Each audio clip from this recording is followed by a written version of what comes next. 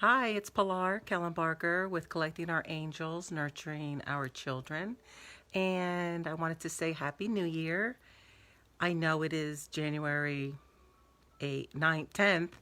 And yes, I've been sick and I've been really trying to um, offer a Happy New Year to everyone. And it will be a wonderful year. I have been excitedly working on things while in bed for 3 weeks. On the 22nd, I came down with the influenza A and pneumonia. So I really was excited and just could not believe how I was downloaded with so many different things that I just had to share. So I put some makeup on, and the past few days I've been sorting out all the thoughts that I had. I was texting a friend, I was taking notes, and really just sitting with all my feelings. So, what I've learned is that I really have to work on a lot of things that keep coming up, the things that seem simple to us all, things with our families, things that we've lived with all our lives. So, this first part is lessons learned, love versus fear. And what I realized is I have been living the majority of my life in fear. When I was sick and I was hit with that news and I was in bed, that first few hours taking these four meds and becoming nervous and scared and fearful, it hit me with Anita Moorjani. She was a friend of Wayne Dyer's, and she has written a book, I'm Dying to Be Me. And what happened was she died, went over to the other realm. She had cancer, but came back. And how I remember her saying that it wasn't that she brought it on herself, her cancer. It was her living in fear that did, and the realization of that. And oh my gosh, that was very big for me, so I wanted to share it with everybody. I know we all seem to have similar lives, and why not share what we need to know to help each other? First, like living in fear my whole life is something that I learned and dealt with laying in bed. Um, of course, getting sick initially made me sit with it, and it made me learn to practice those steps. And lastly, how I worked on all the things I wanted to work on, but that I was too fearful for. And it's amazing when you do it. So, this is what happened. I started thinking about past fears. Well, my past fears were always fearful of just a lot of things. I remember my past of my parents always fighting. The environment that I grew up in was not really true to what my heart wants to believe. And a lot of us have that. There was never any good conversations. There were always conversations of, oh, geez, Pilar's sick again. Like, why would we want that? Um, why would we want to hear that? Why would we want to say, share all that and talk that way to our daughter? Of course, living with so much negativity, the environment. Um, it was more like a survival mode. A friend of mine, we grew up on the same street, my guru, Michelle, we discussed that. If we think back, it was more survival. There was really not a lot of love there, but we as children transformed it to be. We made it look better in our minds. It was more of the survival mode and not a discovery in a loving environment. I also understand that, our parents did the best they could with what they knew. So there's no anger or to get back at anyone. It's just to let these realizations come up, feel them, and then help release them, because they'll leave. You can't just let it go. It will let you go. So that's one thing that we really need to remind ourselves. So as I'm working on this fear, there were things that I had to remember to do. I had to start letting go of these family members who are no longer serving me.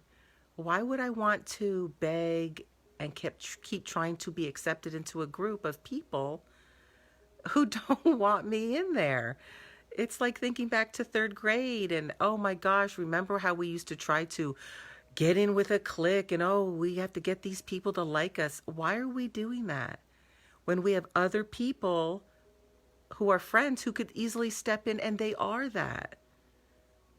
I've sent texts about being sick and no family members have said anything, but my friends who are family members have.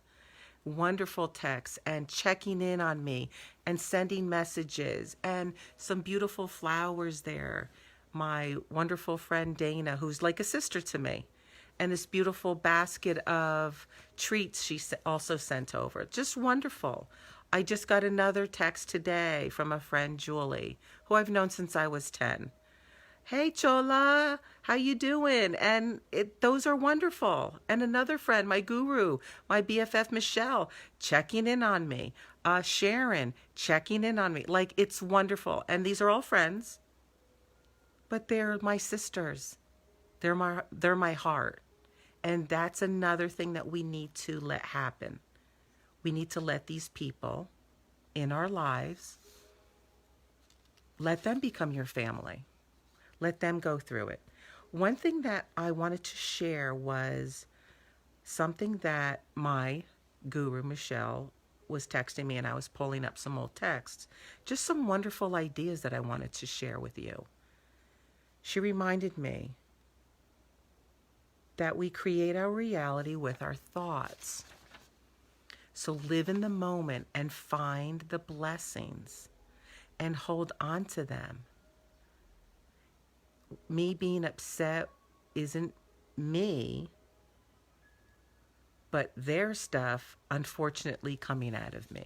I was talking to her about how I was, being upset about, family members not really reaching out. It's kind of hurtful, but, these are the things we have to do to get over these things. Don't let others steal your joy or ruin the time now. It was really hard because my daughters, who I haven't seen in since May, and they did come home last Christmas, I didn't see them, and they came home on the 20th, and then I got sick on the 22nd. So I had to stay in bed for a few days come back down here with a mask, sit on the chair over there. Where is it? It's over there. And, kind of just be in their presence for like an hour. We actually did play a game, but that was so hard. But that was something that I had to deal with. My fear of not being wanted, all these different fears were coming up. My fear of not being able to do things, my fear of existence, and my fear of not being accepted and abandoned. Well, that's what was happening. That's happened to me my whole life, and I've kept trying to grab on and hold on, where now I have to realize, you're okay. You're going to be okay. Like I was saying to myself, I have to stop begging to be accepted into these groups. I'm going to be okay. I don't need these groups that don't want me. And I just have to remember that. When I was being sick and abandoned again by my mom, I have to be like, hey, I need to start setting my boundaries. Okay, that's how it is. That's fine. The universe saying, if it was saying it for what it is, feel it, let it come out, and then hopefully it will release. But remember, we can't just let things go. We have to let them release us. And again, family here not asking about me. Well, then I can count over 10 people who did. So that is something that I need to hold true and dear. So a lot of us have that. We have these family members that are not acting like family and not the way we thought. So it's time for us to take a good hard look at them and let them go. Put those other wonderful friends in their place. That's why they're there. That's why they're being sent to you. And that's so big that I realized this being sick since the 22nd of December. I realized, wow, I have been stuck in this spot of when are these people going to love me? Well, they might not, Pilar. And look around you. You have these other hands reaching out to you. You have these other people with these wonderful hearts full of love for you. So accept those and replace them. And that's what I've done. It is hard. And it's like a divorce. You are divorcing from these people. But it will help you in the long run. You're going to feel pain. It's not easy. People say, oh yeah, just cut them loose. It's not that easy. Think about it. Think of all the wonderful memories. Release them in love. And then move on. It will come back. It's hard. You have all these old memories and feelings. But practice it and it will work out. Something else that I was thinking about is how, as I realized that my job during my sickness was to feel and think about the pain of my fears from all my life was my job. That was my job laying there for 3 weeks. Well, 2 weeks, been 3 weeks now. And just to sit there and sit in it. And all those fears, let them come up. Why did I fear this? Why did I fear that? There really is, I don't need to fear anything. And when you really sit with it, it's amazing how you can feel them leave. Like I said, I felt it. I cried it out. I would release it. Because that was my job being sick. That's why I was saying earlier, it aligned with Anita Moorjani because she felt the same way when she was ill and she felt that it was her fears and how she lived with them. So I did realize the illness happened for these lessons to be seen. But the most important thing is my power is back. It's amazing having my power back. So this was one of the questions that came to me. Pilar, how many times do you need to be ignored by people? Don't let the anger of it lash back. However, look at the anger that comes from abandonment. If we think of these emotions and not the situation of these people who are like dressing up in characters for us to deal with these things.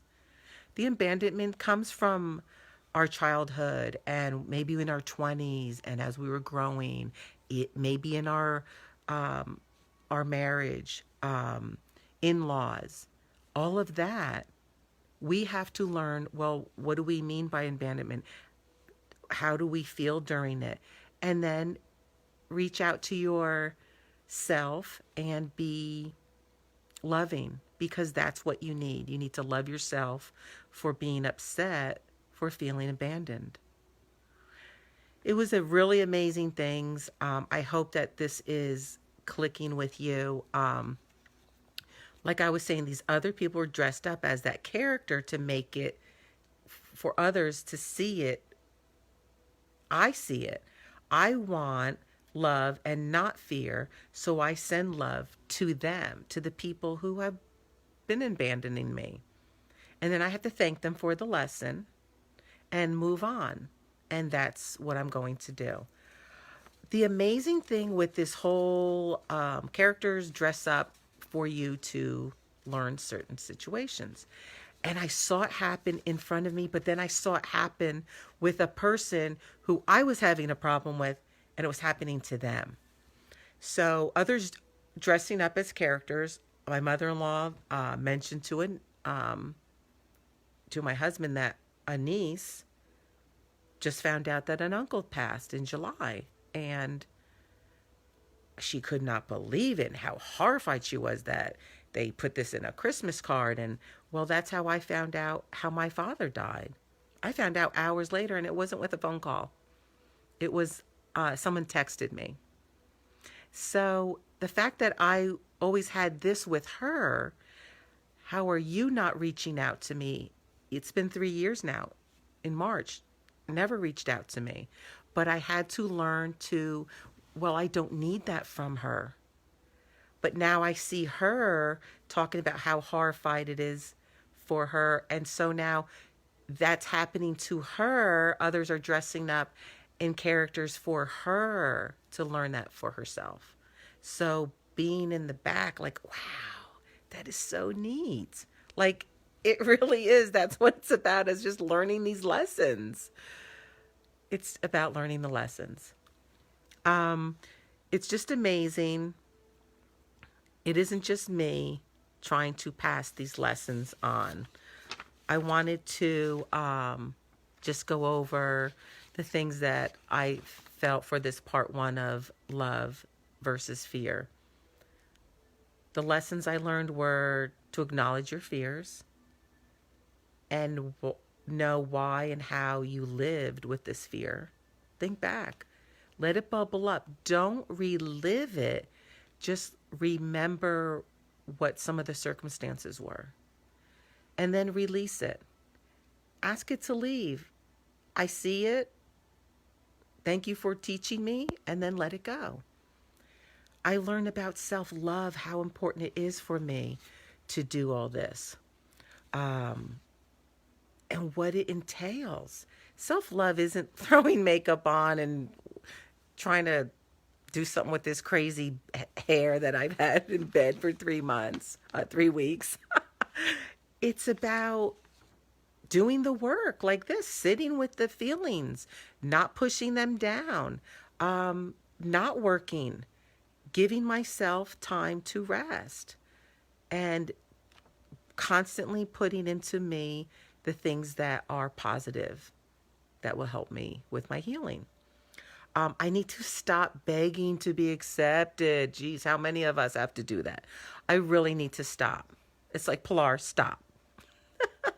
I need to stop begging to be accepted in a place that's not for me. And I'll be okay not in that group, and I know that now.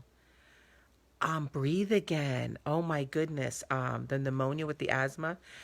I've also learned how to take my life back by breathing, but breathing my way, taking my power back, setting my boundaries, putting me first, no longer being the one picked last. I'm first in my life. Resting is what my body needs. Understanding that just lying here to get better, and what my mind and heart needed, that's what they needed. The importance of filling my mind and heart with positive thoughts, filling my body with good things like tea and water and soup and smoothies and just all the good things in life, ginger and garlic in my soup. It's been wonderful. And also to take in, accept all good, positive energy for healing. So the one thing I want you to take with you also is, if you do fall into this, being sick, and then you realize, oh, I need to learn some things here. The great thing that I learned that I'm so proud of is that I never thought getting sick was my fault, or that I did something to deserve this. Where the Pilar from years ago, oh, that would have been my first thing. What did I do to deserve this? Would have been my first thought. And oh my gosh, I did something to deserve this. We don't do anything to deserve anything like this. And it really has been a gift. Yes, things were different for my Christmas. I only spent a few hours here and there. But it was also a gift to see my family noticed how much I do on Christmas. And then they asked for my recipes. I got to walk people through how I cooked the stuffing, and they were like, "Oh, it didn't really come out like yours, Mom," but I could taste the love in it. It was wonderful. And I know my one daughter does not like to play board games, and I came down, put my mask on, and she played a board game. Like, it was wonderful. We had a wonderful time, but I wanted you to know that when you do get sick, it could be coming from all the time that you've lived in fear. And if that's the case, it's time to deal with it. It's time for you to put you first. So I'm going to do part 2 and 3. Not sure when. I'm trying to think about doing one maybe then tomorrow and then the next day, but it could be very well be tomorrow and Monday, or Sunday and Tuesday. So just pushing through all this, breathing, but I'm in so much enjoying all the things that are coming to me to share with you, because I'm not the only one who gets sick. I'm not the only one living in fear of things. I'm not the only one realizing these things. So I wanted to share them with you. So this was part 1. Part 2 will be about the connection with fear and what we learn. And last, part 3 will be more about how we take our passion and look for the signs in our lives with work. Let's just not go through the motions. Let's do things that connect with us. So thank you very much for listening. I hope some of this helped. And I'm sorry Happy New Year to you. 2020 is so late, but I'm here and I'm really excited for this new year and to do more things with this. I will also post, I actually have a chapter of Love versus Fear from my parenting book. You can find it on Wattpad for free, and the title is Parenting Scholar Athletes. And I will also put it down here so that you can click on it. Again, it will be under my name, Pilar Kellenbarger, as well. So from me, Collecting Our Angels Children, I hope you have a wonderful weekend coming up and a very happy new year. I'll see you for part 2 in a few days.